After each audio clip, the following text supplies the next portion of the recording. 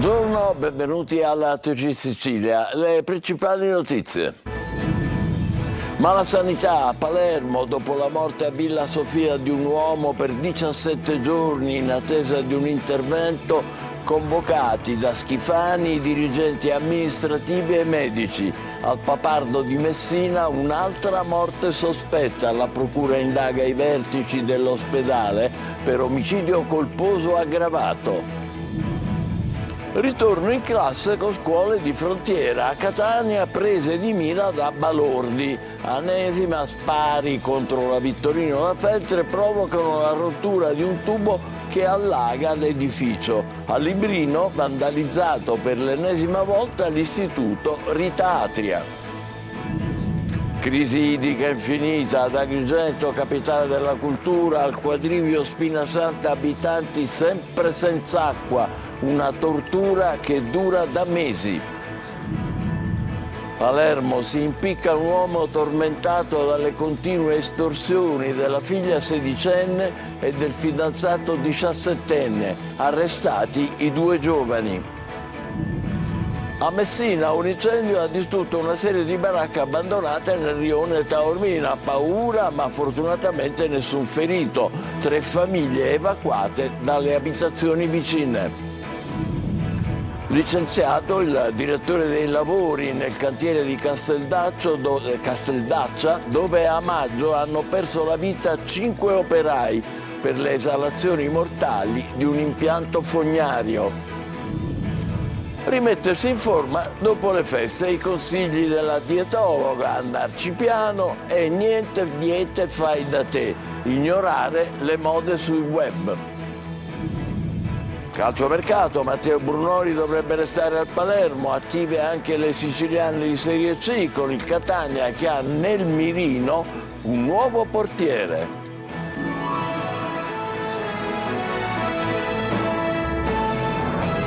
Bentrovati, ancora un presunto caso di mala sanità a Palermo. Il paziente morto dopo 17 giorni di ricovero manda su tutte le furie il presidente Schifani, che per domani ha convocato i vertici dell'ospedale e oggi noi l'abbiamo sentito. Marco Gullà.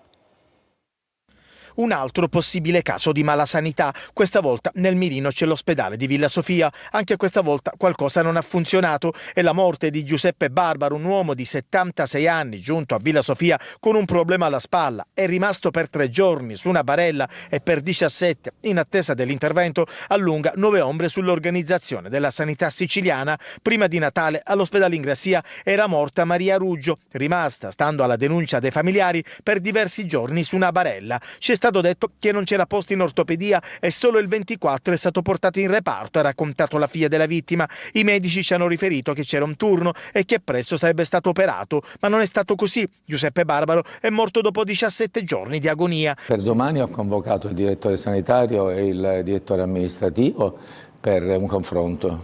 Probabilmente sarà anche serrato perché, ripeto, queste vicende mi preoccupano. Vero è che loro si sono insediati da poco, però vero è che hanno delle responsabilità, non dell'episodio naturalmente, di organizzazione, e io mi vado convincendo sempre di più, e poi chiaramente sentirò anche il direttore generale. Il presidente della regione qualche giorno fa aveva proprio fatto un blitz a Villa Sofia. Ho fatto non un blitz, ma una visita non attesa, un corridoio pieno di pazienti, come pronto soccorso stavano nel corridoio. Ho chiesto come mai e mi è stato detto che i locali dove avrebbero dovuto essere allocati erano oggetto di ristrutturazione. Allora io chiederò e pretenderò di sapere da quanto tempo durano questi lavori e perché non si sono conclusi. E non è finita. A Messina, nell'ospedale Papardo, un'altra morte sospetta, un medico operato al cuore 2 anni fa. La procura indaga i vertici amministrativi e i dirigenti medici per omicidio colposo aggravato. Giusy Lazzara. È stato un vero e proprio calvario subito da chi si era rivolto con fiducia all'equipe dello stesso presidio ospedaliero nel quale aveva a lungo lavorato. Così si legge nell'esposto presentato dai familiari di Salvatore Nastasi, il medico di 70 anni morto nel dicembre del 2023 dopo l'intervento per la sostituzione della valvola mitralica nell'ospedale Papardo a Messina. È l'ennesimo caso, ce ne sono già 8 di familiari di pazienti deceduti che denunciano episodi di mala sanità nella cardiochirurgia dell'ospedale. E la Procura di Messina ha aperto un'inchiesta indagando i vertici amministrativi dell'ospedale a partire dal 2019, oltre ai dirigenti medici di cardiochirurgia, rianimazione e terapia intensiva. Fra i reati contestati c'è l'omicidio colposo aggravato. Secondo l'accusa, negli ambienti della cardiochirurgia ci sarebbe un batterio killer.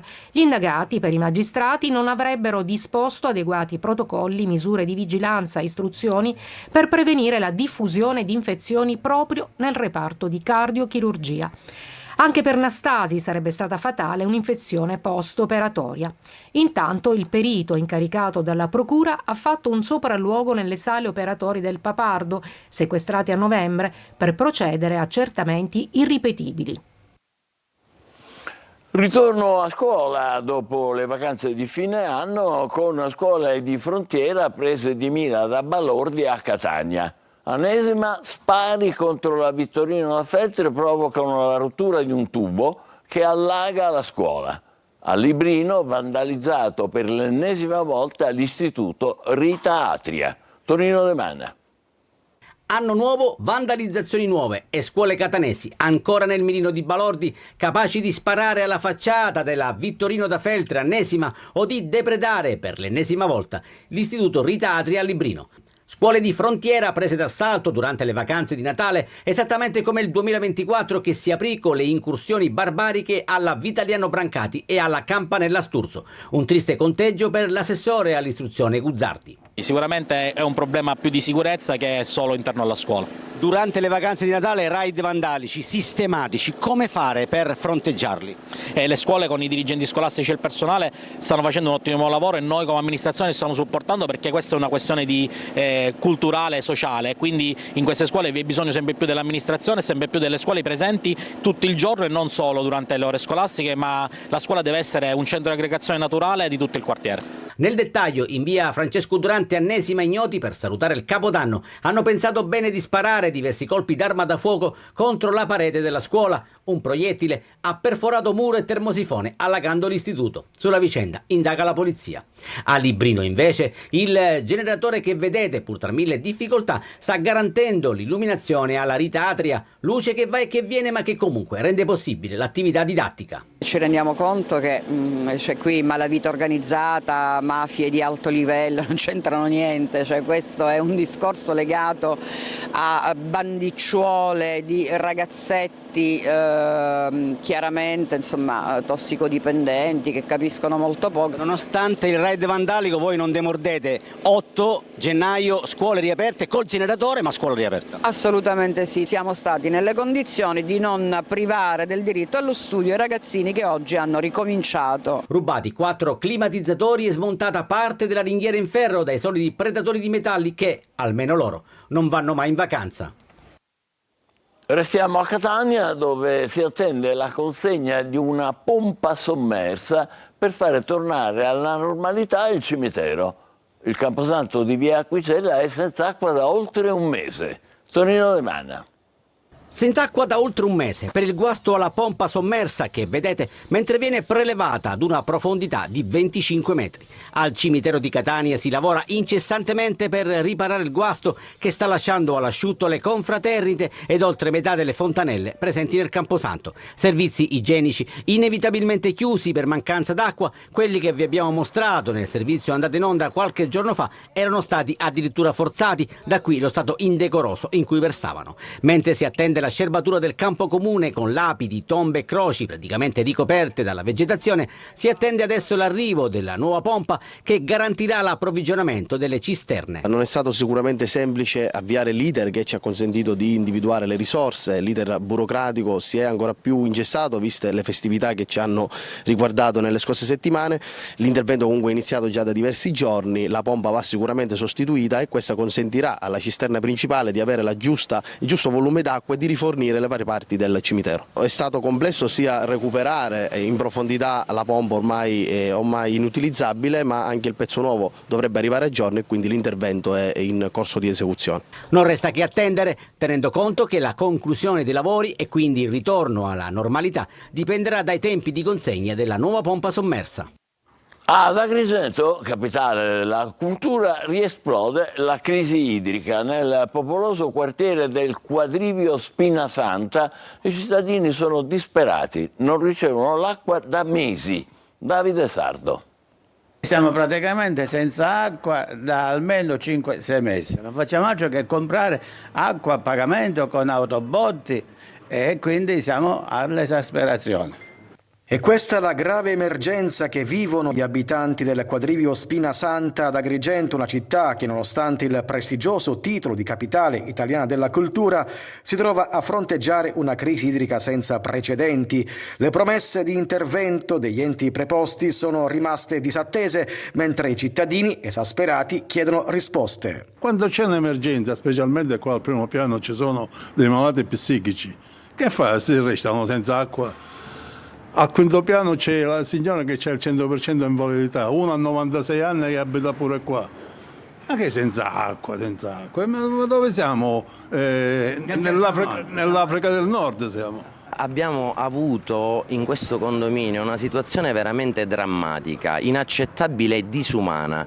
Un condomino malato oncologico, deceduto un mesetto fa, circa un paio di mesi fa. Ricordiamo, io un condomino che la moglie ci chiamò per chiederci un po' d'acqua per poter provvedere alle esigenze igieniche del marito che sarebbe deceduto poche ore dopo. Io credo che neanche nel profondo Burundi esistano queste cose, una vera e propria vergogna. La crisi idrica non risparmia le strutture ricettive, danneggiando il turismo. Questa è la situazione nella mia struttura ricettiva. 50 giorni che non arriva acqua. Come faremo ad ospitare le persone in occasione della capitale della cultura? Un'emergenza che rischia di sfociare in nuove proteste, gettando un'ombra sull'anno di Agrigento, capitale della cultura. A Palermo un padre si suicida impiccandosi, vessato per mesi dalla figlia sedicenne e dal fidanzato che pretendevano continuamente denaro. I due giovani sono stati arrestati. Maglio Viola. Avrebbe estorto denaro al padre, minacciandolo di ripercussioni fisiche ma anche di denunce completamente inventate o di pubbliche umiliazioni. Una ragazzina sedicenne, aiutata dal fidanzato 17enne, avrebbe tenuto per 4 mesi sotto scacco il padre, ottenendo pagamenti anche ingenti dietro minacce. Una pressione psicologica crescente, un'estorsione portata avanti senza tregua, tale da indurre l'uomo, un 48enne del villaggio Santa Rosalia di Palermo, a decidere di suicidarsi. La coppietta diabolica avrebbe preteso denaro dietro la minaccia di ritorsioni fisiche come ti picchiamo oppure ti spariamo, ma anche sotto pressioni psicologiche. Una vicenda terribile sulla quale la procura dei minori ha indicato in silenzio per 9 mesi. Adesso il ragazzo è al carcere Malaspina, nonostante nel frattempo abbia compiuto 18 anni, mentre la ragazzina si trova in comunità a Catania. A Messina un incendio ha distrutto una serie di baracche abbandonate nel rione Taormina. Per fortuna le fiamme, propagatesi in altre casette disabitate, non si sono estese dove vivono nuclei familiari. 3 comunque le famiglie evacuate. Francesco Triolo. Poteva terminare in tragedia, un incendio che si è sviluppato questa mattina intorno alle 4:20 nelle baracche abbandonate del rione Taormina a Messina. Le fiamme sono partite da una delle casette ufficialmente disabitate al centro del piano di demolizioni avviato lo scorso 2 dicembre nell'ambito del risanamento di Messina. Nel rione infatti vivono ancora più di 400 famiglie, 3 delle quali sono state evacuate per il rischio che l'incendio potesse interessare anche le loro case. Stanotte mi sono svegliata con un boato e mi sono affacciata alla porta e ho visto tante fiamme tantissime. Ho cominciato a chiamare i pompieri, nel frattempo sono arrivati e poi ci hanno fatto evacuare. Ma È assurdo, una cosa assurda, se una non se ne accorgeva realmente faceva la morte dei topi in queste casette. L'aria non si respira, perché non si respira. Fortunatamente c'era un poliziotto che mi ha aiutato a scavalcare da qua, perché avendo una bimba piccola di 2 mesi dovevo pure uscire, essendo che da là non potevo uscire. Tanta paura, ma fortunatamente nessun ferito. Una famiglia ha trovato riparo in casa di un parente, altre 2 sono rientrate intorno alle 8 del mattino, ma poi sono state trasferite temporaneamente in un altro alloggio di transito dai servizi sociali del comune, perché il fumo nelle abitazioni rendeva l'aria irrespirabile. In corso le indagini per scoprire cosa ha causato l'incendio, non è esclusa l'ipotesi della presenza di un senzatetto durante la notte all'interno della baracca abbandonata. Arrestati a Casteldaccia 5 giovani per produzione e traffico di droga. Preparavano le dosi di cocaina e crack da rivendere nelle piazze di spaccio. Poco più che ventenni si rifornivano degli stupefacenti a Bagheria e a Palermo. 32 anni fa l'uccisione per mano mafiosa del coraggioso cronista Beppe Alfano. Scriveva di boss, di politica, di massoneria. 2 mesi prima dell'omicidio, eccolo qua, l'8 gennaio del 93 a Barcellona, a Pozzo di Gotto, aveva respinto un tentativo di corruzione. Non arriverai al 20 gennaio, è stata la minaccia, purtroppo diventata tragica realtà. Chiuse le indagini sulla strage di Altavilla, i magistrati ricostruiscono come sono morti tra atrocità Antonella e i suoi 2 figli. Le torture, dicono i magistrati, con attrezzi da camino incandescenti, pentole, phon. Giusy Lazzara. Chiuse le indagini, resta l'orrore per la strage di Altavilla Milicia. È la prima volta che i magistrati della Procura di Termini Imerese scrivono in modo dettagliato delle torture subite dalle 3 vittime. Antonella Salomone e i suoi 2 figli, Kevin, 16 anni, e Manuel, 5 anni. Si scende nell'abisso più nero che vede indagati il marito Giovanni Barreca, la figlia e la coppia Massimo Caradente e Sabrina Fina. Sono stati loro, secondo i magistrati, che prima hanno ucciso Antonella puntando sul corpo della donna un asciugacapelli rovente, colpendola più volte con schiaffi e pugni, usando attrezzi da camino incandescenti e una pentola, fino a bruciare il suo corpo e seppellirlo in giardino. Poi è stata la volta del piccolo Kevin, legato al letto con le corde e fatto ingerire caffè bollente, poi l'aria rovente di un phon premuto in gola che l'ho fatto soffocare. Terribile la morte dell'altro figlio che sperava di sopravvivere e ha tentato di ribellarsi, ma è stato seviziato ed è morto per asfissia da strangolamento. E sul fronte giudiziario pende la decisione sulla parziale infermità mentale di Barreca e della figlia, all'epoca minorenne. Il pronunciamento della Corte di Cassazione sulla totale incapacità del padre pluriomicida lo farebbe uscire dal processo. Davvero tragica questa vicenda. Passiamo al dato. L'azienda dell'acquedotto di Palermo ha licenziato il direttore dei lavori del cantiere di Casteldaccia, dove lo scorso maggio hanno perso la vita, ricorderete, 5 operai per le esalazioni mortali di un impianto fognario. Luca Ciliberti. L'AMAP, l'azienda municipale che si occupa della gestione dell'acqua a Palermo e provincia, nei mesi scorsi avrebbe licenziato il direttore dei lavori che era responsabile del cantiere di Casteldaccia, il luogo dove persero la vita 5 operai per una fuga di acido solfidrico all'interno di un impianto fognario. Secondo quanto riportato dal quotidiano La Repubblica, l'azienda avrebbe applicato il licenziamento senza preavviso per la gravità della condotta del dipendente e per le tragiche conseguenze causate.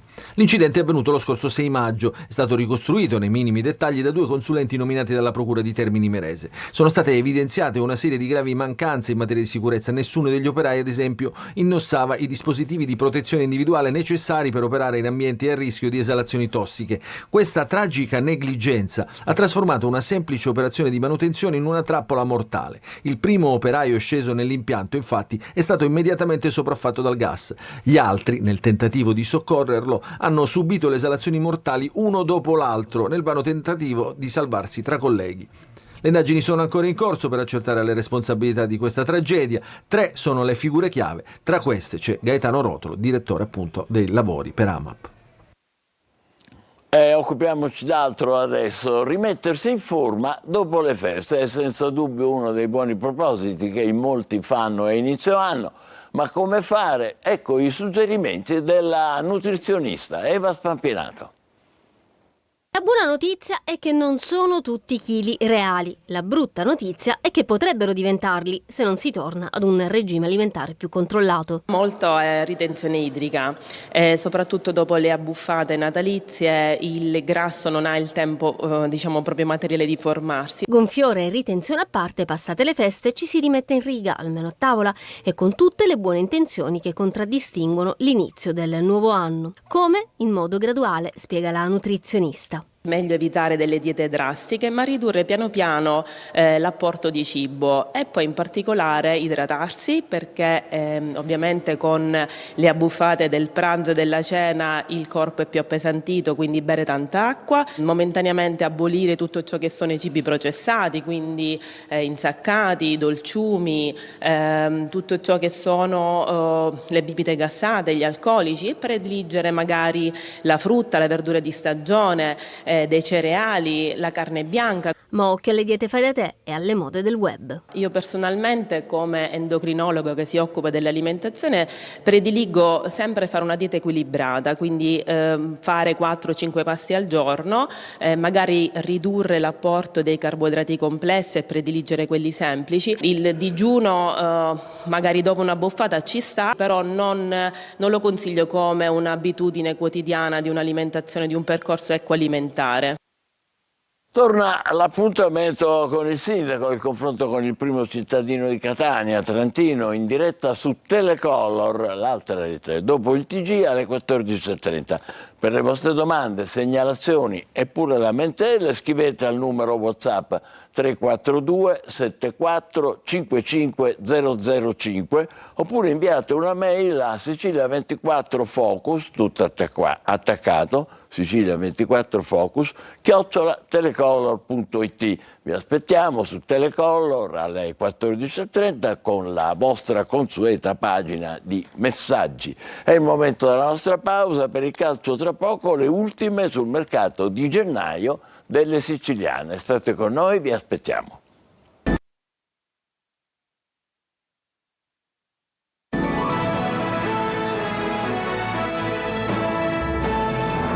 Riprendiamo con il calcio. Palermo, Matteo Brunori dovrebbe restare in rosanero. La conferma è arrivata direttamente dal DS Carlo Osti. Si cerca sempre un portiere. Marco Gullà. Matteo Brunori, a meno di clamorosi colpi di scena, dovrebbe restare a Palermo. La conferma è arrivata, tra le righe, direttamente dal DS Carlo Osti, che nel corso della conferenza stampa di presentazione ha sottolineato quanto importante sia Brunori per la squadra rosanero. Ho avuto una chiacchierata molto sincera con lui. Devo dire che il ragazzo si è aperto molto con me. Abbiamo cercato di analizzare la sua situazione al momento. Non ho voluto però, ovviamente, parlare di altro. Secondo me il ragazzo è molto rasserenato e io gli ho chiesto di riappropriarsi di della fascia di capitano, della fascia ovviamente simbolicamente parlando, cioè del suo ruolo di capitano all'interno del gruppo, all'interno dello spogliatoio e al di fuori dello spogliatoio. E allora contro il Modena, nel match di domenica, è molto probabile che Brunori torni titolare. Sul mercato rosanero, alla ricerca di un portiere, tra tutti i profili torna di moda il nome di Marco Silvestri, estremo difensore 33enne della Sampdoria. Il calciatore aveva già tentato di lasciare i blucerchiati ed è nuovamente in uscita. Proprio il Palermo aveva chiesto informazioni su di lui quest'estate dopo l'infortunio di Gomis. Mercato in fibrillazione per le siciliane di Serie C, tanti i colpi in canna, il Catania deve prima cedere, il Messina aspetta la firma del direttore sportivo, il Trapani lavora per rinforzare l'attacco. Francesco Triolo. Più che le tappe di avvicinamento alla partita di domenica pomeriggio al Massimino contro la Juventus Next Gen, il calciomercato a tenere banco nei primi giorni di questa settimana. Il Catania, come tante altre società di terza serie, è chiamato ad operare diversi movimenti, sia in entrata che in uscita. I rossazzurri intanto vorrebbero piazzare i giocatori in esubero, a cominciare dai 5 fuori rosa, più quelli ormai fuori dal progetto tecnico. Tommaso Silvestri, per esempio, viene già considerato un prossimo giocatore della Triestina, voluto dall'allenatore Attilio Tesser, con cui ha lavorato al Modena. L'operazione dovrebbe concludersi con la formula del prestito. Quindi ad Amonis, che dovrebbe finire al Sud Tirol, sempre con la formula del prestito e il riscatto condizionato alla permanenza della formazione altoatesina in Serie B. A Bolzano potrebbe finire anche Luperini, ma è una trattativa slegata da quella del portiere, che andrà via per scelta tecnica. Per sostituirlo il Catania punta sempre in maniera decisa su Dini del Catanzaro. Novità per l'attacco, dove è tornato in auge anche il nome di Daniele Liotti, esterno sinistro offensivo classe 94, attualmente all'Avellino. Già lo scorso anno, sempre a gennaio, il Catania aveva valutato l'ipotesi di prendere l'attaccante. Sul fronte squadra sono state escluse lesioni muscolari per Jimenez, costretto ad uscire dal campo a Benevento, con il giocatore che svolgerà nei prossimi giorni un programma di terapia e allenamenti personalizzati prima di tornare a disposizione di Toscano. A Messina si attende la firma del nuovo direttore sportivo, Domenico Roma, che dovrebbe avvenire entro la serata di oggi. Quindi ci dovrebbero essere i primi movimenti in entrata, a cominciare dal ritorno del difensore Dumbravano e degli esterni offensivi Zun ed Emmausso. Piacciono Ingrosso del Cerignola e Salvatore Monaco del Catania. In uscita diversi giocatori: Rizzo verso la Pianese, Ortisi all'Altamura, Di al Cerignola. Il Potenza spinge per Petrungaro, mentre Anatriel è corteggiato dal Trapani dell'ex DS Pavone. Il Messina però lo considera incedibile e così i Granata potrebbero virare su Corazza dell'Ascoli, dopo aver tentato anche la pista che portava a Caturano. Noi ci fermiamo qui, l'appuntamento come al solito è per le 20, vi ricordo alle 14.30 su Telecolor l'incontro in diretta con il sindaco di Catania Trantino. Grazie per essere stati con noi, buon pomeriggio.